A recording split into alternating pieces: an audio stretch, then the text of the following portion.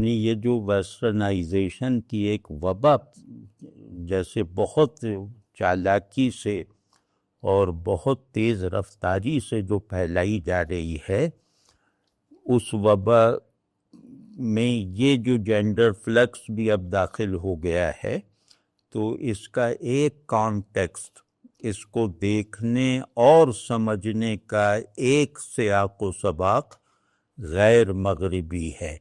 اب غیر مغربی کو مشرقی کہہ لیں یا اسلامی کہہ لیں یا کچھ بھی کہہ لیں، مطلب وہ کہ جو مغرب کے اب تک کے عمل میں آئے ہوئے تصور انسان سے اتفاق نہیں رکھتے، وہ دنیا جو ریلیٹیولی ٹریڈیشنل معاشرے ہیں، تو ان سب کے لیے یہ جو خطرہ ہے، اس کو ہم خطرہ کہنے پہ مجبور ہیں۔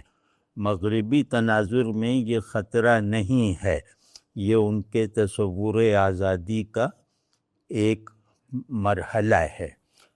تو ہمارا یوں کہنا چاہیے جو ہمارا ورلڈ ویو ہے، اور وہ لازم نہیں ہے کہ صرف اسلامی ہو، وہ ورلڈ ویو جو جدید، وہ جو غیر مغربی دنیا کے بڑے رقبے پر جیسے ان کی تہذیبی اور نفسیاتی اور تعلیمی تعمیر کرتا ہے، یعنی چند ایسے بنیادی نظریات جو زندگی اور ذہن کے تمام شعبوں پر جیسے ایک چیک کی حیثیت رکھتے ہیں، اور صحیح اور غلط کا بالآخر فیصلہ ان بنیادی مسلمات اور تصورات کی روشنی میں کیا جانا چاہیے۔ اس کو وہ معاشرے قبول کرتے ہیں، چاہے وہ ایسا کرنے میں کامیاب نہ ہوں۔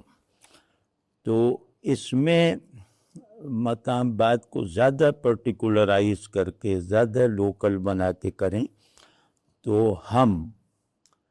اب ہم سے مراد پوری امت مسلمہ بھی ہے، اور ہم سے مراد پورا عالم شرق بھی ہے، اور ہم سے مراد پاکستانی بھی ہیں۔ تو یہ جو کلیکٹیوٹی کے جتنے بھی دائرے ہیں، ہم ان کو اون کرتے ہیں، اور انہیں اون کر کے ہم یہ کہہ رہے ہیں کہ اس جینڈر فلکس اگر عمل میں آ گیا ہمارے ہاں، اگر یہ باقاعدہ ایک انسانی حقوق کی فہرست میں شامل ہو کر ہمارے اندر جو ہے وہ داخل ہو گیا، تو اس کے نتائج کو ہم خطرات سمجھتے ہیں، اس کے نتائج کو ہم اپنے لیے ڈسٹرکٹیو سمجھتے ہیں۔ تو کیونکہ ہمارا ایک تصور انسان ہے، وہ تصور انسان جیسے انسان کو بائیو بینگ نہیں مانتا، وہ تصور انسان ایک طرح کی وہ جو کیا نام ہے ٹرانسینڈنٹ میٹافزیکیلٹی رکھتا ہے، وہ کائنات کی تخلیق وغیرہ کے بارے میں کچھ آئیڈیاز رکھتا ہے، اور ان آئیڈیاز کو مسمار ہوتے ہوئے دیکھنے کو اپنی موت سے تعبیر کرتا ہے۔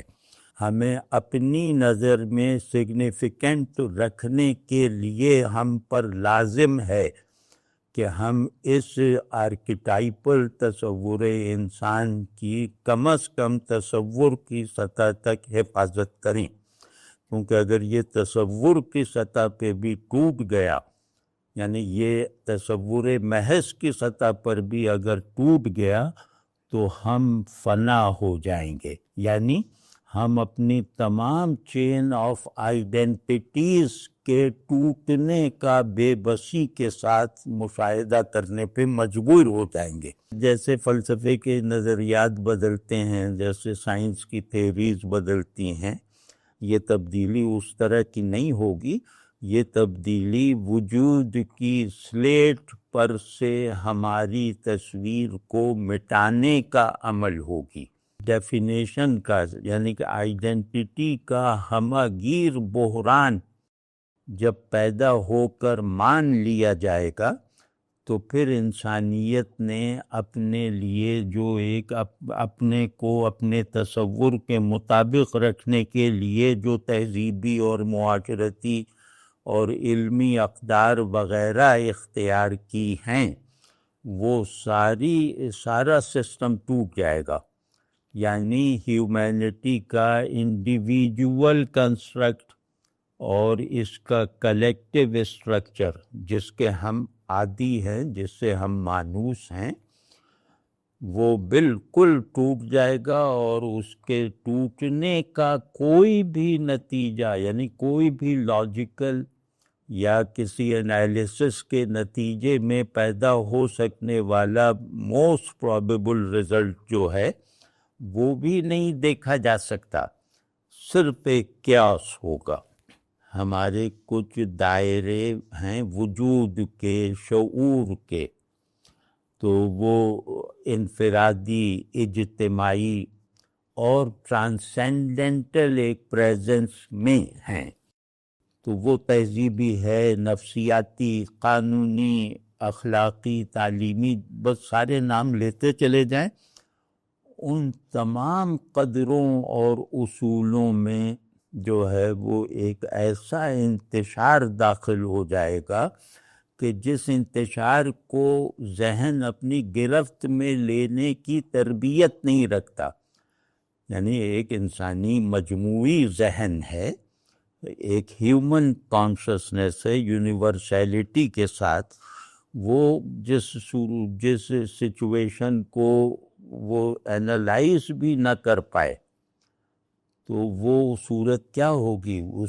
اگر وہ صورت نافذ ہو گئی جو موجودہ انسانی شعور کے لیے قابل ادراک اور لائق تجزیہ نہیں ہے اور موجودہ حواس کے لیے اسے محسوس کرنا ممکن نہیں ہے، ایک ایسی اجنبی ترین صورتحال، وہ ظاہر ہے کہ ہمارے اندر یعنی بنیادی تصورات رکھنے والے معاشروں کے اندر وہ ایک مکمل انتشار، اور وہ انتشار ایسا ہوگا کہ جیسے وجود کے ریزے جو ہیں وہ بکھر جائیں گے اور ان ریزوں سے کوئی نیا مجسمہ بنانے کا مطلب کسی کے پاس کوئی سامان نہیں ہے، کوئی تصور نہیں ہے. تو اب انسان کو اگر ری ڈیفائن بھی کرنے چلے ہو کسی بھی سطح پر، تو اس ری ڈیفائنڈ مین کا کوئی خاکہ تو ہونا چاہیے نا، اس کے اجتماعی کردار کا کوئی تعین تو ہونا چاہیے. تو وہ سب سرے سے نہیں ہے. یہ جو جینڈر آئیڈینٹی ہے یہ خاندان کو بھی ایک معنی دیتی ہے اور خاندان کو بھی جیسے کل کی طرح بننا سکھاتی ہے. یعنی خاندان کی کلیت کا انحصار جینڈر ڈیفرنسز پر بھی ہے. رشتے نام ہیں اپنی اپنی گیون آئیڈینٹیٹیز کے ساتھ ایک خاص پوزیشن لیے رکھنے کا. مطلب یہ تبدیلی اتنی ایبسرڈ ہے اور سرے دست انسانی ذہن کے لیے اتنی ولگر ہے کہ اس کا تصور قائم کرتے ہوئے بھی جیسے آدمی کو محسوس ہوتا ہے کہ وہ اپنی توہین کا مرتکب ہو رہا ہے. مطلب بالکل سب کچھ بیڈ ٹیسٹ میں ہے. پھر ایک اور مسئلہ ہے جو معاشرے کو جوڑے رکھتی ہے، معاشرے کو آپس میں جوڑے رکھنے میں زبان کا بہت بڑا کردار ہے. تو زبان میں یہ سکت نہیں ہے، کم از کم ہماری زبان میں اور بھی زبانوں میں، کہ ہم جینڈر فلکس کو کیٹر کر سکے یہ زبان. تو ہمارے یہاں تو وربس یعنی کہ جو افعال ہیں جو زبان کی جیسے ہر جگہ جاری ہیں، افعال کے بغیر جیسے زبان ایک گاڑی ہے جس کا پہیہ پنکچر ہو، جس کے سب پہیے پنکچر ہو گئے، تو زبان میں حرکت کا نظام افعال کی بنیاد پہ ہوتا ہے. تو اب وہ ہمارے یہاں تو افعال مذکر و مؤنث میں واضح بٹے ہوئے ہیں. ہمارے یہاں ایڈجیکٹیوز کی سطح پر بھی مذکر و مؤنث کو کے فرق کو محفوظ رکھا جاتا ہے. ہمارے یہاں مخاطب کرنے کے جو پروناؤنس ہیں ان میں ان کے اکثر حصے میں جینڈر جو وہ ہے ڈفرینس اس کا لحاظ ہے. تو ہماری تو پوری زبان جو ہے وہ جینڈر بیسڈ ہے. آپ اگر پوچھیں کہ آدمی کیا ہوتا ہے، آدمی کی نفسیات کیا ہوتی ہے، اس کا نفسیاتی آرڈر یعنی اس کا باطنی نظام وہ کس طرح چلتا ہے، تو سب کا جواب مشترک ہے. اس میں کسی مومن کافر یا مغربی اور غیر مغربی کی تفریق نہیں ہے. وہ یہ ہے کہ شعور یا مائنڈ وہ جبلتوں پر غالب رہے، اور پھر جبلتوں کے ساتھ وہ میری قوت ارادی پر بھی شعور کی حکومت رہے، تب میں آدمی ہوں، ایک نارمل آدمی کہلانے کا حقدار ہوں.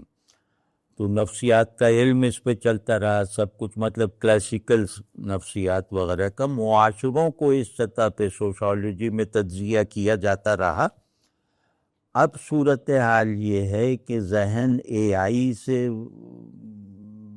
جیسے پسپا ہوگا، یعنی اس کی ضرورت نہیں رہ جائے گی. اور دوسرے یہ کہ اب انسان محض آزادی کی بے لگام ڈیفینیشن کو بہت لالچی بچوں کی طرح قبول کر کے اپنی جبلتوں کی تسکین میں صرف ہو جائے گا. اب انسان میں سب سے سگنیفیکنٹ، سب سے ایکٹیو، سب سے پروڈکٹیو حصہ اس کے جبلی وجود کا بن کے رہ جائے گا. یعنی خواہشات خیالات سے زیادہ ضروری ہو جائیں گی، اور خواہشات اور خیالات میں ربط ٹوٹ جائے گا، اور جبلتیں ول پر حاکم ہو جائیں گی. ان خطرات سے بچنے کی کوئی طاقت فی الوقت ہمارے اندر موجود ہے یا نہیں؟